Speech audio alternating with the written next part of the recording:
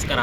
ನೋಡಿ, ಈ ಹೋರಾಟ ಉಪವಾಸ ಸತ್ಯಾಗ್ರಹ ಅಂದರೆ ಈ ರಾಪಿಟೋ ಬೈಕ್ ಓಡಿಸೋರು ಏನು ಇದು ನಮ್ಮ ಸಂಘಟನೆ ರಘುನಾರಾಯಣ ಗೌಡರಿಗೆ ಅಧ್ಯಕ್ಷರಿಗೆ ಏನು ಫೇಸ್ಬುಕ್ಕಲ್ಲೆಲ್ಲ ಹಾಕ್ಕೊಂಡು ಇದು ಮಾಡ್ತಿದ್ರು ಅದಕ್ಕೋಸ್ಕರ ಈ ಹೋರಾಟ ನಾವು ಮಾಡ್ತಾ ಇರೋದು.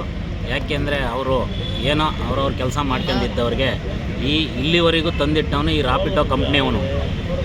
ಆ ಕಂಪ್ನಿಯವನಿಂದ ಈಗ ಅಮಾಯಕರೆಲ್ಲ ಬಲಿ ಆಗ್ತಾಯಿದ್ದಾರೆ.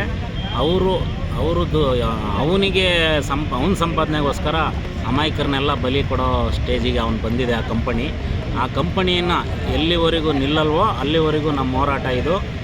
ಇವತ್ತು ಒಬ್ಬರು ಹೆಸರು ಹಾಕ್ಕೊಂಡಿದ್ದಾನೆ, ನಾಳೆ ಇನ್ನೊಬ್ಬರು ಹೆಸರು ಹಾಕ್ಕಂತಾನೆ ಅಂತ ನಾವು ಈ ಹೋರಾಟ ಇವತ್ತು ಪ್ರತಿಭಟನೆ ಮಾಡ್ತಾ ಇರೋದು.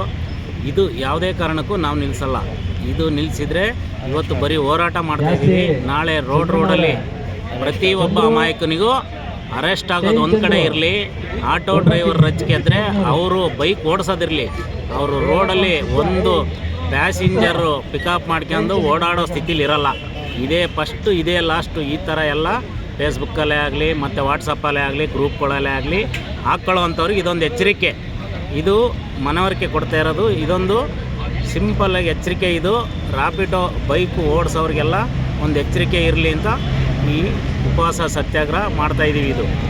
ಇದು ಜಾಸ್ತಿ ಮಾಡ್ಕೊಂಡು ಹೋದರೆ ನಿಮ್ಮ ಅಣ್ಣ ತಮ್ಮಂದಿರಲಿ, ನಿಮ್ಮ ತಾಯಿ ತಂದೆಗಿರಲಿ, ನಿಮಗೆ ಮಿರ್ತಾ ಹೊರತು ನಮ್ಮ ಆಟೋ ಡ್ರೈವರ್ಗಳಿಗಲ್ಲ. ಇದು ಹೇಳ್ತೀನಿ ನೋಡಿ, ಇಲ್ಲಿಗೆ ಎಚ್ಚರಿಸ್ಕೋಬೇಕು ನೀವು ಬೈಕ್ ಓಡಿಸೋರೆಲ್ಲ.